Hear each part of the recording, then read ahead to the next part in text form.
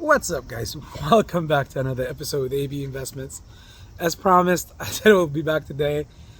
I somewhat or halfway lied. I just now literally got done with the last, I think it's definitely going to be the last festivity for my birthday weekend / week. This one was completely almost forgotten about with the last crew that I had, and they were very gracious, and I was very lucky to have them and take me out to this dinner at a hibachi grill. So again, if you want to see some of the funny clips or a couple of funny videos, I'll upload them in the communities tab section. However, now that I'm warming my feet back into the trading and everything, I was literally out since last Friday till today, out of everything. I haven't been able to look at much except tracking the movements.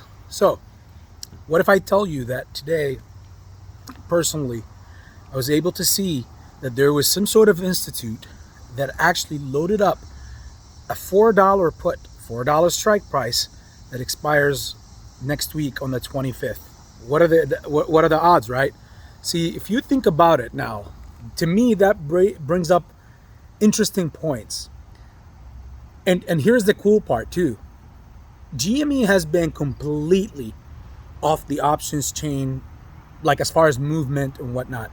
Of course, there's some plays on the 15th of September, which obviously with AMC is heavily, like there's so much, like I'm talking about millions of dollars. But today, literally 339, about 340, almost about like the last 20 minutes of the market, some major institute or player went in and loaded up $1 million worth of puts at the $4 strike price that expires next week. What does that tell me? When I saw here's the kicker that goes along with that. I saw that there was another entity, not as big as the $1 million size that was put on AMC, but at least there was another entity that threw up something that expires also the same exact time at the $18 strike price for GME for $8.25, which is the expiry next week. What does that signal to AB? This signals that we might have either a continuation to the downside, either toward the end of this week or perhaps next week, leading into the reverse stock split continuation, or the happening of the reverse split.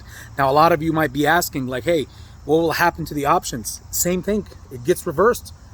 It gets calibrated to the same extent the shares do.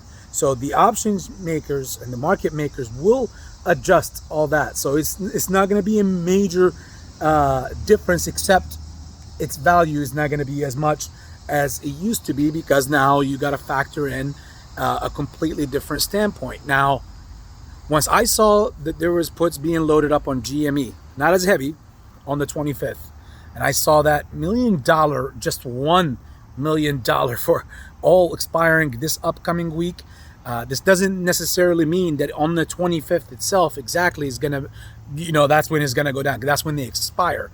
But this signals to me that we will not be seeing some sort of crazy pump that happens right in between. I said this yesterday on Mike on the Floats Live briefly for the few that I was there, and I said that I don't think like the market makers want to do anything out of the ordinary, or the markets or the brokers. I think everybody's going to try to do their best, and the market itself, to try to keep the arbitrage play as equal as possible, so that wherever you're buying, whether you're buying ape or you're buying common stock, you're not buying like this whole last week of events will not matter much except nickels and dimes. It won't be too much of an arbitrage until the play takes its course, and we'll see what happened on the 25th. Now, with that being said, let's track it day by day. We don't know who's out leveraged out there. So anything could go against the grain. Doesn't mean if somebody put $1 million, that means it can't be lost. Not tomorrow, I will have an earlier video. We'll talk about the SPY, the market, the setup for this major rally, as I said yesterday in the post, for in the community tab, to heading into the end of the month for a major rally, since we are getting close to closing all the major gaps, which might start, by the way, anytime, probably tomorrow or probably by the end of this week. So we will see what will happen. Tomorrow I have an earlier video. I'm going to talk about personally for me what or how I will go about what, like the next week and the whole reverse and all that stuff, and some of the things that I personally will do without giving any financial advice. And as always, thank you all for all the birthday wishes. Finally done with it. Right now I'm super exhausted. I definitely need this sleep tonight, and guess what? I'll be right with you guys tomorrow. Much love, family. AB Investments.